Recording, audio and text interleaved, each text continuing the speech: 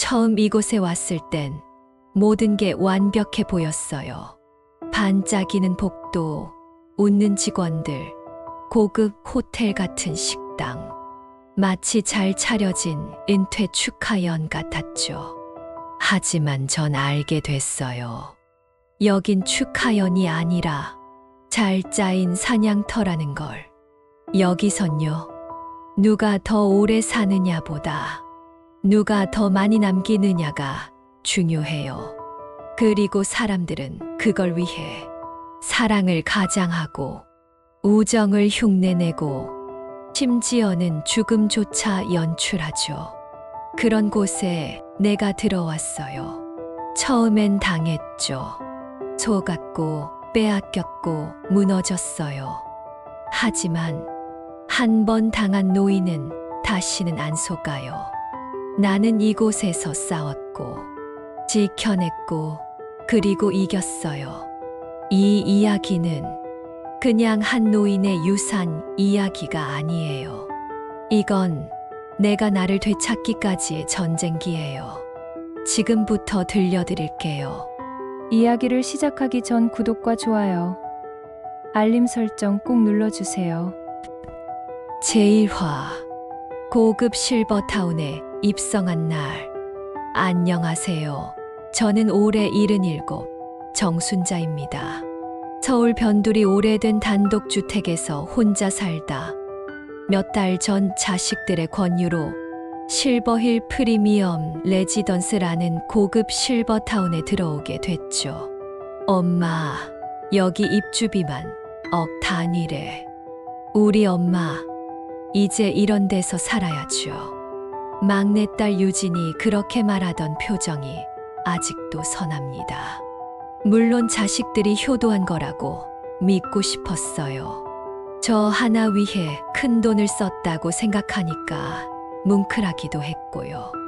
그런데요, 이곳에 들어선 첫날부터 뭔가 이상했어요. 입구에 들어서자마자 고급 호텔처럼 꾸며진 로비, 반짝이는 대리석 바닥에 피아노 음악까지 흐르더군요.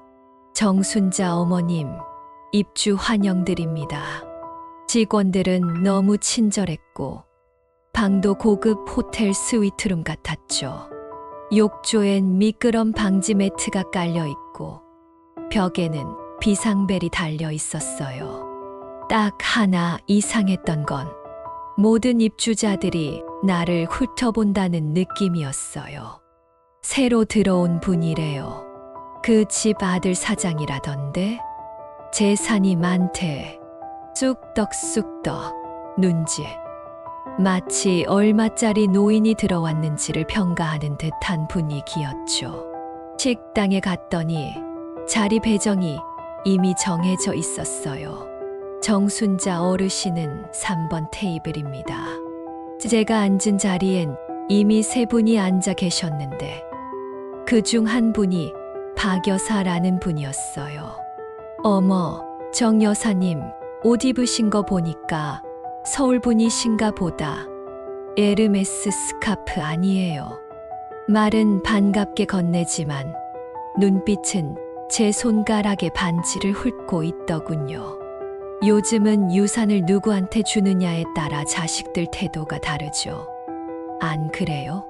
첫 만남에서 그런 말을 툭 던지는 사람이 있을 줄은 몰랐어요. 이건 단순한 노인정의 수다 수준이 아니었죠. 여긴 뭔가 규칙이 다른 곳이었어요. 하루 이틀 지나니 더 이상한 일들이 벌어졌습니다. 저녁엔 각 방에 간병인이 돌아다니며 혈압도 재주고 챙겨주는 서비스를 하거든요. 근데 제 방엔 이상하게 매번 다른 간병인이 오더라고요. 어느 날은 20대 초반 여자 간병인이 제 사진 앨범을 보면서 묻더군요. 어머님, 이 사진 속 아드님 아직 결혼 안 하셨죠? 네, 근데 그걸 어떻게? 감이 좋아서요. 하하. 웃으며 넘겼지만 기분이 찝찝했습니다. 다음 날엔 제 일기장이 살짝 뒤집혀 있었어요. 분명히 제가 덮어놓고 나갔는데 마지막 페이지가 펴져 있더라고요. 혹시 누가 읽은 걸까? 그리고 며칠 뒤 박 여사가 저녁 식사 후 조용히 제게 다가와 말했습니다. 정 여사님, 여기 오래 살다 보면 알아요. 좋은 방, 좋은 케어, 다 유산 정리한 분들한테 가요. 무슨 말씀이신지. 유 원장 바꾸면요, 대우도 달라진다. 이 말이에요. 순간 등골이 서늘해졌습니다. 그제서야 보였어요. 입주자들이 서로 친절한 척하면서도 늘 유산 이야기를 돌려 말하고 특정 입주자만 특별 대우 받는 이유를요. 여긴 고급 실버타운이 아니라 유산을 놓고 벌이는 전쟁터였어요. 겉은 평화롭고 호화로워도 속은 욕심과 음모로 가득한 곳. 그날 밤 저는 일기장 마지막 장에 이렇게 썼습니다. 내가 여길 왜 들어왔는지 이젠 알 것 같다. 하지만 쉽게 물러나지 않을 거다. 제2화 유산은 누구에게? 첫 번째 수법. 정 여사님, 잠깐 산책하시죠. 저녁 식사 후 박 여사가 또 다정한 얼굴로 말을 건넸습니다. 저는 선뜻 대답하지 못했어요. 뭔가 꿍꿍이가 있다는 걸 알면서도 사람 마음이라는 게 혼자보단 나은 누군가의 말이 필요하잖아요. 그래서 따라 나섰죠. 이 근처 공원에 벤치 하나 있어요. 고급 입주자들만 가는 비밀 명당이죠. 그녀는 이런 말을 자연스럽게 꺼내며 마치 우리끼리라는 뉘앙스를 강조했습니다. 벤치에 앉아 그녀는 본격적으로 얘기를 꺼냈어요. 여사님, 여긴 겉으론 다 친절하고 고급진 척 하지만 속으론요, 다들 다음 타깃만 보고 있어요. 타깃이란요? 아유, 재산요. 유 원장이 어디로 가는지에 따라 실버타운의 분위기가 바뀐다니까요. 그녀의 말은 황당했지만 왠지 현실적으로 들렸어요. 그동안 보아온 묘한 시선들, 간병인의 지나친 호기심, 유독 특별 대우를 받는 입주자들 퍼즐처럼 맞아 떨어졌습니다. 그리고 박 여사는 한 장의 명함을 꺼내 제게 건넸습니다. 김상도 법무사 프라이빗 유 원장 설계 전문. 내가 믿는 사람이에요. 실버타운에도 몇 명 소개해 줬어요. 요즘은 자식들도 못 믿어요. 며느리 한 명 잘못 만나면 노후가 지옥 된다니까. 그녀는 조용히 웃었지만 그 눈빛엔 계산이 가득했습니다. 며칠 후 저는 일부러 박 여사의 제안을 무시했어요. 명함은 서랍 깊숙이 넣어두고 일상으로 돌아가려 했죠. 그런데 그날 저녁 간병인이 제게 묘한 말을 했습니다. 요즘 정 여사님 방 조 회장님이 자주 지나가시네요. 조 회장님이요? 네, 그분 여기 인기 많아요. 유 원장 공동수혜자 4번째 성공 케이스거든요. 나는 그 말에 숨이 턱 막혔습니다. 공동수혜자 성공 케이스. 그게 실버타운에선 성취나 다름없는 성과로 여겨진다는 뜻인가요?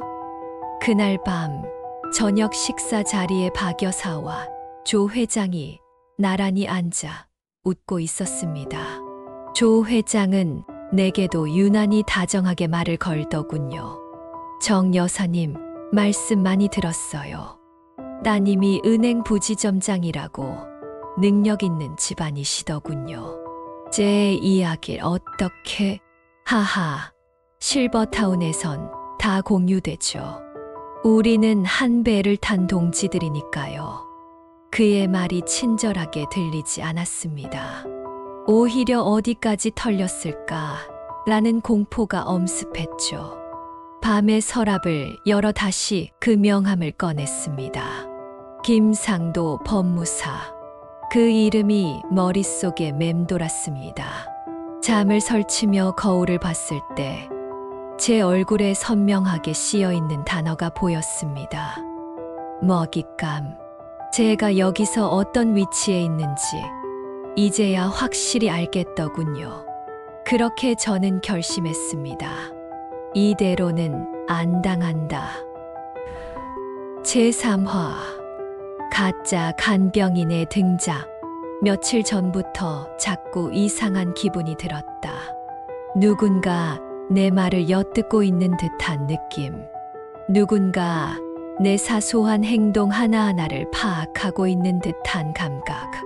처음엔 그냥 기분 탓이라 생각했지만 결정적인 순간은 내 일기장을 펼쳐본 날이었다. 나는 매일 아침마다 간단히 그날의 기분을 일기에 적는 습관이 있다. 오래된 습관이지만 어느 순간부턴가 일기장이 이상하게 다뤄져 있었다.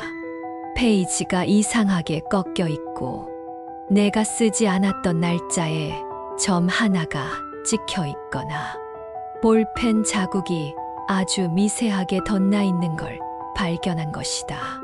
그리고 결정적으로 내가 일기에 적은 요즘 조 회장이 자주 말을 건다는 문장을 쓴 다음 날부터도 그가 노골적으로 접근하기 시작했다. 그는 이렇게 말했다. 정 여사님, 우리 저녁 식사 말고 따로 와인 한 잔 어떠세요? 제가 와인 좀 압니다. 내가 쓴 일기와 그의 타이밍. 그건 단순한 우연이 아니었다. 그날 밤 나는 작은 카메라를 샀다. 요즘은 인터넷도 되고 입주자에게 간단한 전자제품 구매가 허용되어 있다. 난 치약 튜브 속에 초소형 캡을 넣었다. 평생 드라마만 보던 내가 이런 짓까지 하게 될 줄이야. 카메라를 책상에 몰래 설치한 다음 날, 난 외출 신청서를 내고 일부러 방을 비웠다. 그리고 그날 밤, 녹화된 영상을 확인한 나는 충격을 받았다. 낯익은 간병인, 항상 새벽에 혈압을 재주던 그 여성이 내 책상에 앉아 내 일기장을 펴고 무언가를 필사하고 있었다. 심지어 핸드폰으로 사진까지 찍고 있었다. 그녀는 내 약통을 열어보고 서랍 속 보석함까지 살펴봤다. 간병인의 이름은 지연이라 했다. 20대 초반에 순하고 말수 적은 아이였다. 하지만 카메라 속 그녀는 달랐다. 표정엔 냉정함이 있었고 손놀림은 익숙했다. 나는 즉시 사무실에 찾아갔다. 이 간병인 어디 소속인가요? 이상한 행동을 해서요. 그러자 직원이 말하길, 정 여사님 방에는 지연 씨 배정된 적 없는데요. 네, 그분은 지금 타동 B라인 입주자 전담입니다. 간호 기록에도 없는데요. 이건 무슨 소리인가? 내 방에 매일 출입했던 간병인이 정식 간병인이 아니라고? 나는 바로 경찰에 신고하려 했다. 하지만 직원이 조용히 말했다. 정 여사님, 여기선 그런 일 많아요. 정식 신고보단 내부 처리하는 게 나을 겁니다. 내부 처리요? 그러다 또 누군가 피해보면 어쩌죠? 그럼 지연 씨와 대면 한번 하시겠어요? 직원은 그렇게 말하며 조용히 미소를 지었다. 그 표정 난 잊지 못한다. 그건 조용히 입 닫으세요라는 무언의 경고였다. 그날 저녁 간병인 지연은 내 방에 나타나지 않았다. 대신 새로 온 간병인이 말했다. 정 여사님, 요즘 많이 피곤하신 것 같아요. 스트레스는 건강에 안 좋으니까. 그 순간 깨달았다. 내가 지금 있는 이곳은 단순한 노인복지 시설이 아니었다. 정보가 권력이고 유산이 통화이며 인간관계는 전부 도구일 뿐인 치열한 전쟁터. 나는 다음 날 조용히 간병센터 근처의 통로에 카메라를 하나 더 설치했다. 그리고 내 일기장 마지막 장엔 단 한 줄만 적었다. 누가 이긴다고 장담 못해. 하지만 당하기만 하는 노인은 아니다. 제사화, 자식들의 이상한 방문. 사흘 전부터 내 휴대폰이 요란하게 울리기 시작했다. 평소엔 명절 때나 연락 오던 큰딸 선영이 갑자기 엄마 주말에 갈게요 하더니 막내 유진이도 하루 뒤에 저도 갈게요 하고 전화를 했다. 순간적으로 마음이 흔들렸다. 혹시 내 마음을 느낀 걸까? 나를 걱정해서 찾아오려는 걸까? 하지만 실버타운에 들어온 뒤 본 게 있었다. 내가 가진 게 없으면 사람들 태도는 달라진다. 그래도 어쩌겠는가.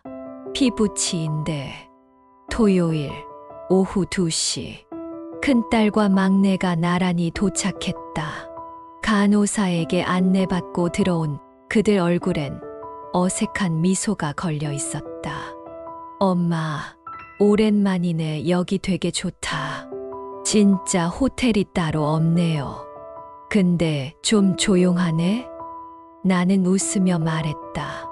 노인들이 모여 사는 곳이니 시끄러우면 안 되지. 식사를 같이 하자고 했더니 딸들은 식당 대신 내 방 안에서 배달 음식을 시켜 먹자고 했다.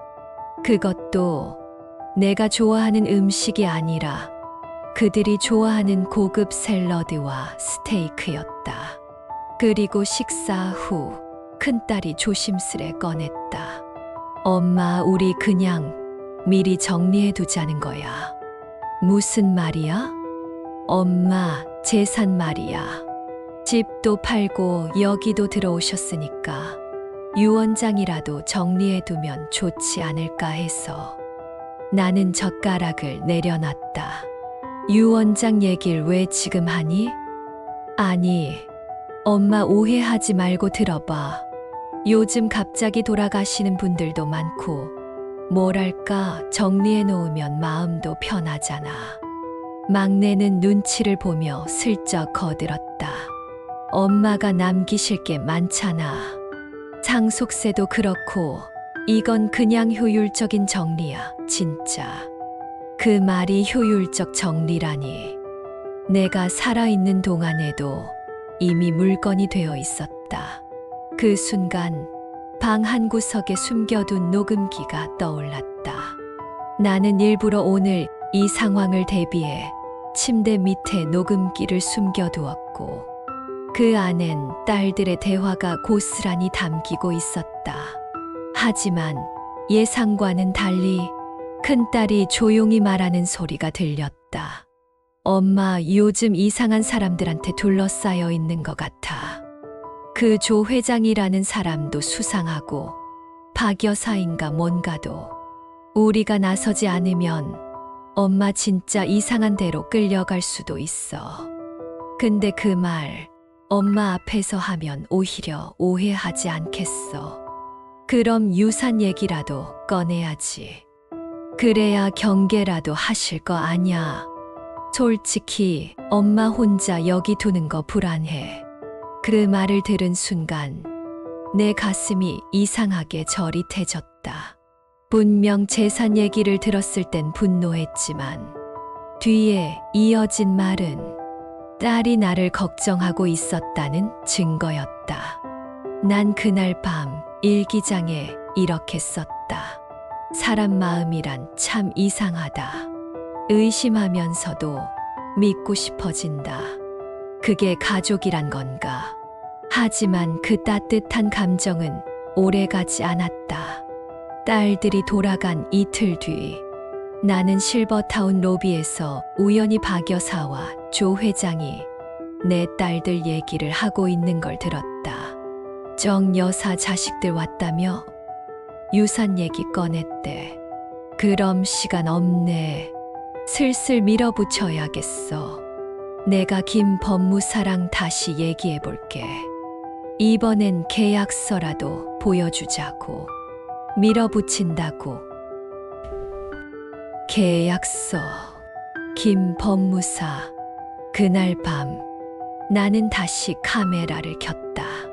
그리고 일기장에 단단히 각오를 쓰며 유서 대신 이런 문장을 남겼다. 나를 지키기 위해 이제 나도 먼저 움직이기로 했다. 재호화, 황혼 로맨스, 그리고 함정. 정 여사님, 와인 한 잔 하시겠어요? 그날 밤 조 회장은 내 방 앞에서 기다리고 있었다. 손엔 고급 와인 한 병, 반대 손엔 2개의 크리스탈 잔. 그 모습만 보면 누가 봐도 멋진 신사였다.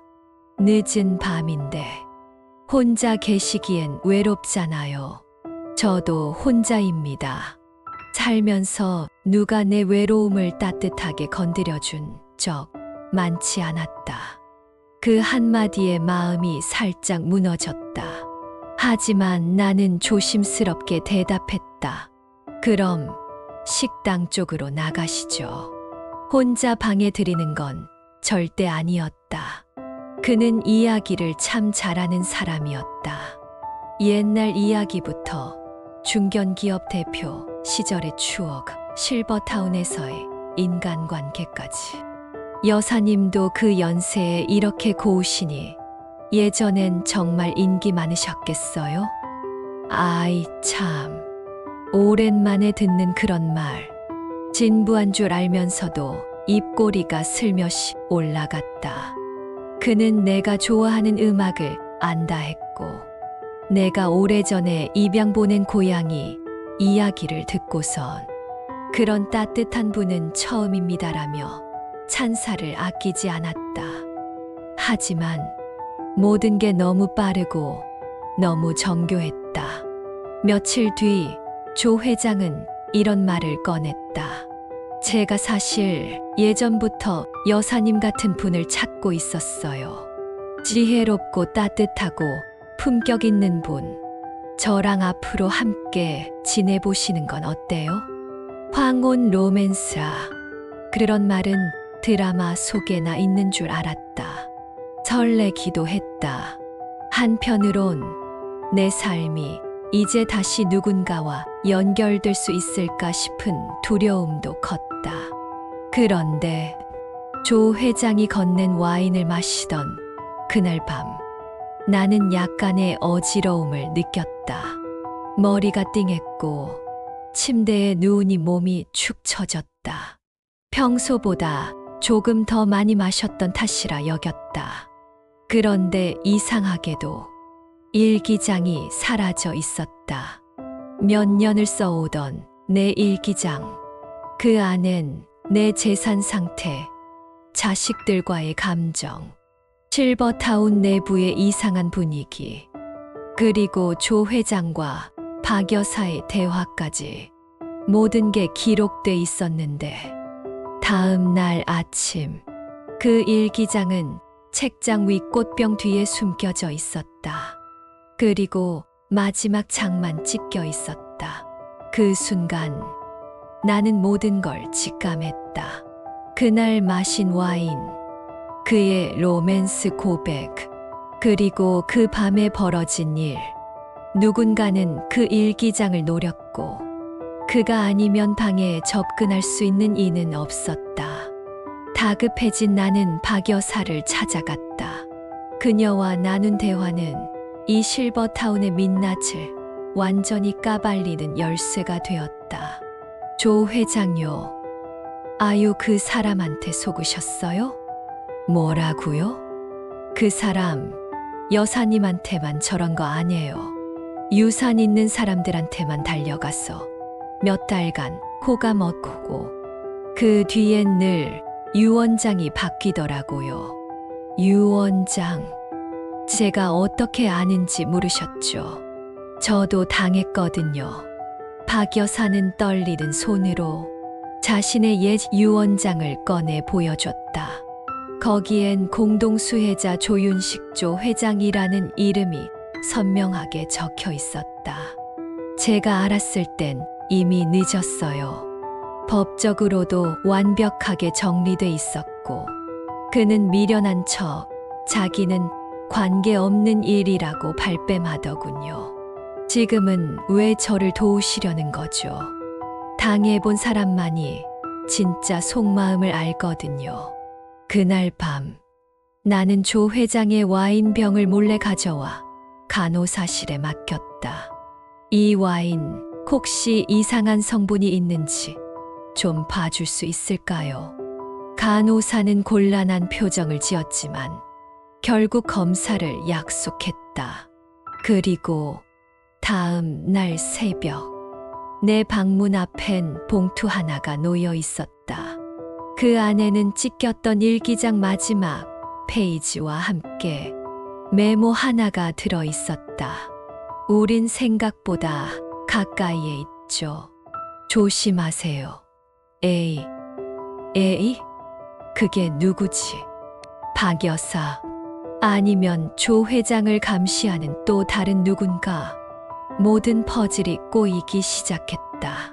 하지만 분명한 건 이 실버타운 안에는 나처럼 숨 쉬는 사람보다 노리는 사람이 더 많다는 것. 제6화, 유 원장 바꾸면 방 위치도 바뀝니다. 어머님, 오늘부터 방을 옮기시게 됐어요. 7층 코너 스위트룸으로요.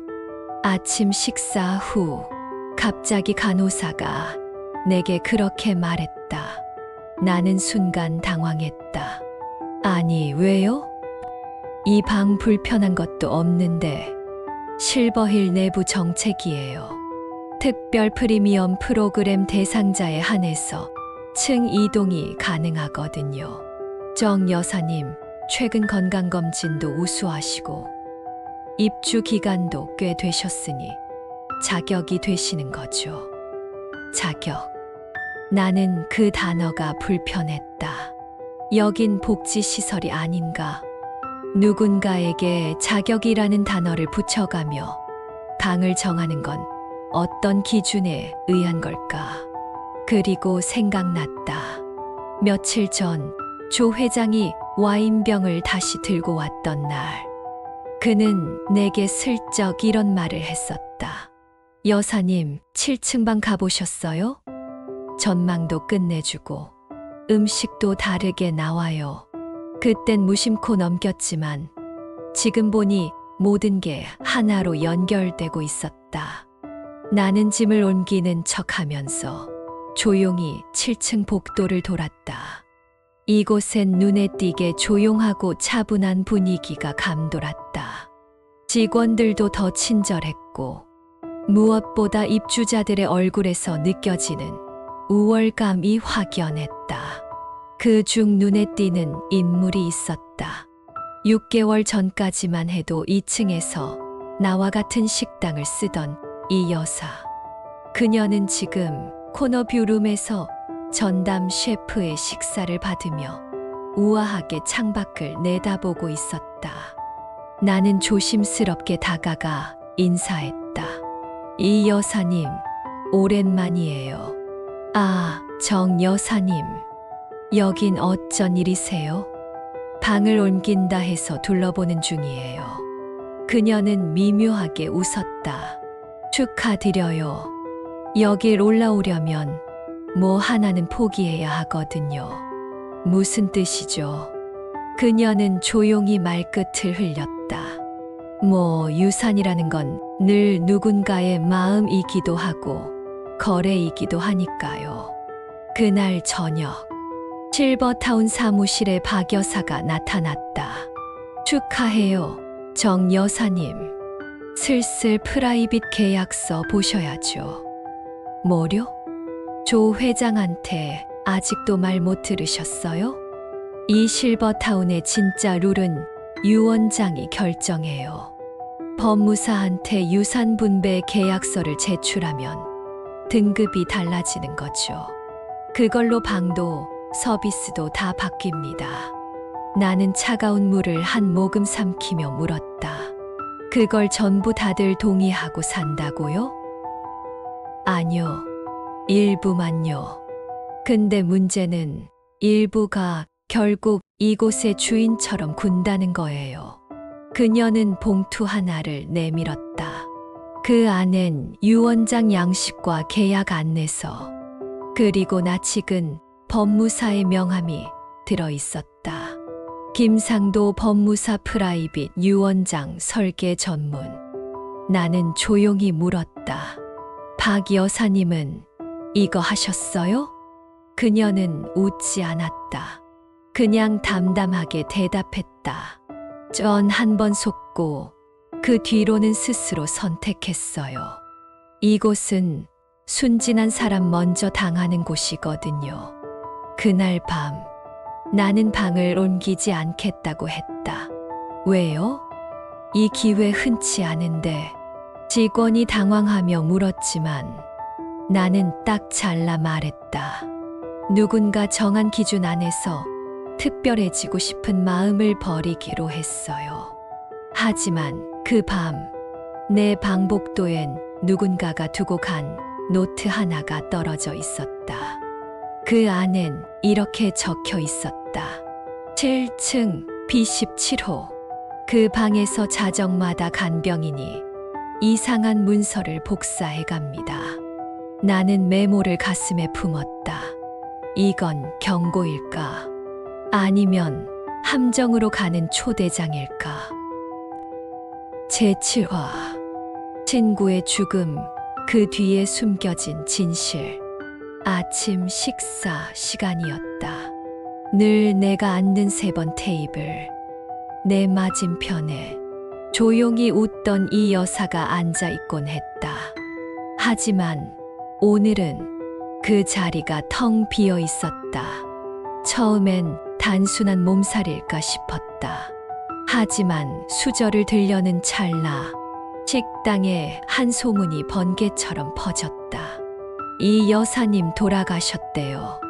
어젯밤에 갑자기 심장마비래. 근데 유산이 전부 간병인 이름으로 넘어갔대. 나는 수저를 내려놓고 자리에서 일어났다. 가슴이 갑자기 너무 먹먹해졌다. 이 여사, 이곳에 와서 처음으로 진심으로 웃으며 이야기했던 사람. 내가 조심스럽게 마음의 벽을 허물 수 있었던 유일한 입주자. 그녀는 혼자 살았다. 자식도 남편도 없는 독신 노인이었다. 그래서 누구보다 조심스러웠고 늘 말끝마다 이곳은 믿지 말아요라며 경고했다. 그녀가 죽다니 이렇게 갑작스럽게. 그날 오후 나는 간병센터를 찾았다. 이 여사의 담당 간병인을 만나고 싶다고 했다. 하지만 직원은 말을 흐렸다. 그 간병인 오늘부로 퇴직 처리됐습니다. 퇴직이요? 돌아가신 날 오전 이미 절차가 마무리된 걸로 되어 있어요. 이건 너무 빠르다. 너무 자연스럽지 않다. 나는 박 여사를 찾아갔다. 그녀는 나보다 먼저 모든 사실을 알고 있었다. 이 여사 결국 그렇게 갔네. 정말 심장마비였을까요? 그걸 누가 알겠어요. 단지 내가 아는 건 하나예요. 죽기 딱 하루 전에 유 원장을 바꿨다는 것. 간병인을 상속인으로요. 말도 안 돼요. 실버타운 안에 유 원장 브로커가 있어요. 자식 없는 입주자들 타겟으로요. 이 여사도 한동안 조 회장이랑 가깝지 않았어요? 결국은 그쪽 라인으로 넘어간 거지. 나는 기억을 더듬었다. 이 여사가 나지막이 말했던 마지막 대화가 떠올랐다. 준자 씨, 우린 여기서 조용히 사는 게 정답이 아니에요. 우릴 노리는 사람이 너무 많아요. 그게 여길 망쳐요. 그녀는 뭔가를 알고 있었다. 그리고 그걸 말하기도 전에 숨이 멎었다. 밤이 되자 내 방 앞에 또다시 익명의 메모가 도착했다. 복지사 서랍 안쪽 임시 유언장 목록. 이 여사의 이름을 찾아보세요. 나는 망설였다. 이건 단순한 호기심이 아니었다. 위험이었다. 하지만 친구를 위한 최소한의 예의로 나는 그 경고를 따르기로 했다. 심야 2시, 복지사실의 불은 꺼져 있었고 문은 잠겨 있지 않았다.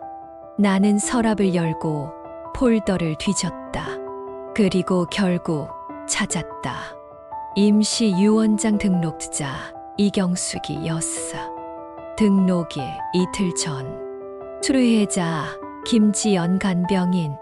놀랍게도 이 간병인 내 방에서 일기장을 훔쳤던 그 간병인과 같은 인물이었다. 나는 파일을 복사해 방으로 돌아왔다. 심장이 미친 듯이 뛰고 있었다. 그녀는 친구였던 이 여사는 누군가의 시나리오에 따라 정리된 것이었다. 단지 자식이 없다는 이유로, 단지 말이 없다는 이유로, 그리고 누구보다 순진해 보였기 때문에 나는 침대에 앉아 이 여사의 마지막 목소리를 떠올렸다. 여기선 내가 나를 지켜야 해요. 그녀는 스스로를 지키기 위해 유언장을 썼지만 결국은 그 문서가 자신의 올가미가 될 줄 몰랐던 것이다. 나는 그날 일기장에 이렇게 적었다. 내가 움직이지 않으면 나도 결국 같은 길을 걷게 될 거다. 이제 나도 계획을 세워야겠다. 제8화 정 여사의 반격. 그날 밤 나는 한숨도 자지 못했다. 이 여사의 마지막 기록, 그녀의 유언장 복사본, 그리고 그 간병인의 이름이 내 머릿속을 맴돌고 또 맴돌았다. 김지연, 가짜 간병인. 내 일기장을 훔치고 조 회장과 내밀한 대화를 나눴던 그 인물. 그리고 친구의 전 재산을 상속받은 수혜자. 이건 단순한 우연이 아니다. 이 실버타운에선 누군가 의도적으로 사람을 고르고 계획하고 빼앗고 있었다. 이제 나도 준비할 때가 됐지. 나는 낡은 서랍장에서 종이 봉투를 꺼냈다. 며칠 전부터 하나씩 모아온 복사본, 녹음된 파일, 간병센터, 기록 등. 그리고 그걸 조심스럽게 큰딸 선영에게 택배로 보냈다. 그 애는 평소엔 자주 연락하지 않았지만 며칠 전 방문했을 때 유난히 걱정스러운 눈빛이 떠올랐다. 엄마, 무슨 일 생기면 바로 말해. 나 진짜 요즘 느낌이 안 좋아. 나는 간단한 편지를 함께 동봉했다. 선영아, 이건 그냥 단순한 자료가 아니다. 엄마가 당하고만 있을 수 없어서 조심히 모은 거야. 혹시 무슨 일 있으면 이걸 경찰이나 신문사에 바로 넘겨줘. 아니, 넘기기 전에 꼭 내가 먼저 읽어봐. 엄마를 이해해 줄지도 모르니까. 며칠 뒤 선영에게서 전화가 왔다. 엄마, 이거 진짜야? 진짜 이런 일이 거기서 벌어지고 있는 거야? 그래. 엄마가 봤고 들었고 느낀 거야. 알겠어. 내가 움직일게. 엄마 혼자 아니야. 그 말에 참 이상했다. 눈물이 핑 돌았지만 그래도 목소리는 단단히 가라앉혔다. 누가 뭐라 해도 난 믿을 사람은 너 하나야. 그리고 그날 저녁 내 방문 아래로 다시 누군가가 슬쩍 넣은 봉투 하나가 떨어져 있었다. 그 안엔 손글씨로 된 메모가 들어 있었다. 7층 B17호 자정마다 간병인이 문서를 복사해 갑니다. 이 쪽지는 분명 누군가 내 편이 있다는 의미였다. 그리고 그 인물이 누군지 나는 이제 확신할 수 있었다. 며칠 전 간병센터에서 나를 슬쩍 도와준 청년이 있었다. 지호라는 이름표를 단 젊은 직원. 그는 나를 잠깐 도와주며 조용히 속삭였었다. 정 여사님 혹시라도 무슨 이상한 일 생기면 저한테 살짝 알려주세요. 도와드릴 수 있어요. 처음엔 그냥 친절한 청년이라 여겼지만 그의 눈빛은 단순한 호의보다 더 깊은 걸 담고 있었다. 나는 메모지를 쥔 손에 힘을 주며 중얼거렸다. 지호 씨 당신이었구나. 그리고 그날 밤 나는 식당에서 박 여사에게 조용히 말했다. 이제 우리도 준비합시다. 그들이 움직이기 전에 우리가 먼저 움직여야죠. 그녀는 눈을 지그시 감았다가 떴다. 그래요. 이 판 이제 우리가 뒤집어야 할 차례예요. 우리는 즉시 행동에 나섰다. 박 여사는 자신의 간병인을 바꾸고 조 회장의 방 앞 쓰레기통에서 서류 파쇄 조각을 모았다. 나는 지호 씨와 접촉해 실버타운 내부 기록과 방 출입 기록을 하나하나 확인했다. 며칠 후 선영이 연락해 왔다. 엄마, 이거 들고 경찰 가면 돼. 아니, 일단 신문사랑 변호사 먼저 만나. 경찰은 내부 인맥이 있을지도 몰라. 엄마가 다 생각해놨구나. 그날 밤 나는 일기장에 이렇게 썼다. 세상은 아직 다 썩지 않았다. 누군가는 날 팔아 넘기지만 또 누군가는 나를 위해 움직인다. 그 믿음 하나로 나는 이 전쟁을 이겨낼 거다. 재구화. 은밀한 제안, 마지막 유혹. 며칠 사이 실버타운은 어딘가 조용해졌다. 복도에서 오가던 쑥덕거림도 간병인들의 미묘한 눈빛도 한풀 꺾인 듯 했지만 나는 알 수 있었다. 이건 고요함이 아니라 폭풍 전의 정적이었다. 그리고 결국 그가 다시 나타났다. 정 여사님, 잠깐 산책하시죠.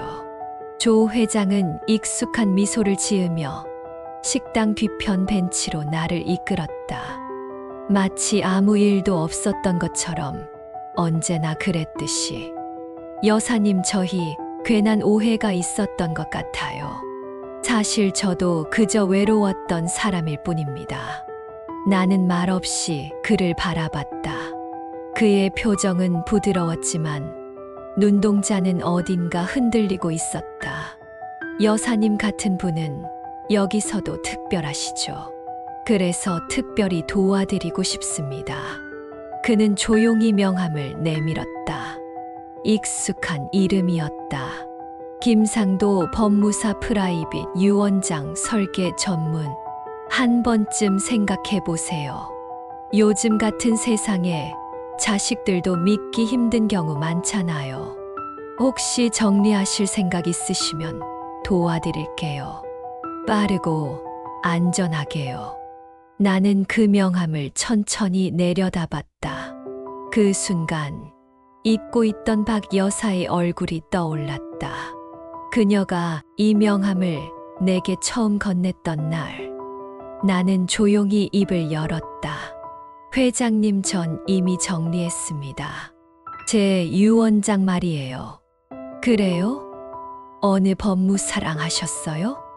그는 놀란 듯 웃었지만 눈썹이 살짝 떨리는 걸 나는 놓치지 않았다. 누구와 했는지는 중요하지 않아요. 누구에게 주지 않기로 했는지가 더 중요하죠. 그 순간 조 회장의 미소는 완전히 사라졌다. 회장님, 이제 그만하시는 게 좋겠어요. 당신이 해온 일들 곧 모두 드러날 겁니다. 나는 조용히 벤치를 떠났다. 돌아서는 뒷모습에 그가 낮게 말했다. 그럼 후회 없길 바랍니다. 그날 밤 박 여사와 나는 지호 씨에게 모든 자료를 넘겼다. 녹음 파일, 간병인 명단, 유언장 변경 내역, 의심스러운 사망 기록까지. 지호 씨는 떨리는 목소리로 말했다. 이 정도면 충분해요. 제가 신문사와 사회복지센터, 그리고 감사기관에 동시에 제보하겠습니다. 며칠 뒤 딸 선영에게서 연락이 왔다. 엄마, 뉴스에 떴어. 실버타운 내부 유산 브로커 사건 정식 수사 시작됐대. 나는 긴 숨을 내쉬었다. 그래, 이제 시작이구나. 그날 밤 나는 일기장 마지막 장에 이렇게 적었다. 유산은 내가 지키려던 게 아니다. 내가 나로 살아가기 위한 이름표였다. 이제 그 이름을 다시 내 가슴에 단다. 정순자라는 이름으로. 제10화. 은빛 전쟁의 끝, 진짜 삶의 시작. 정 여사님, 정말 이대로 하시겠어요? 법무사 김상도의 목소리는 조급함으로 떨리고 있었다. 내가 내민 서류에는 분명하게 적혀 있었다. 본인 사망 시 전 재산은 아동복지재단 및 공익재단에 기부한다. 그리고 맨 아래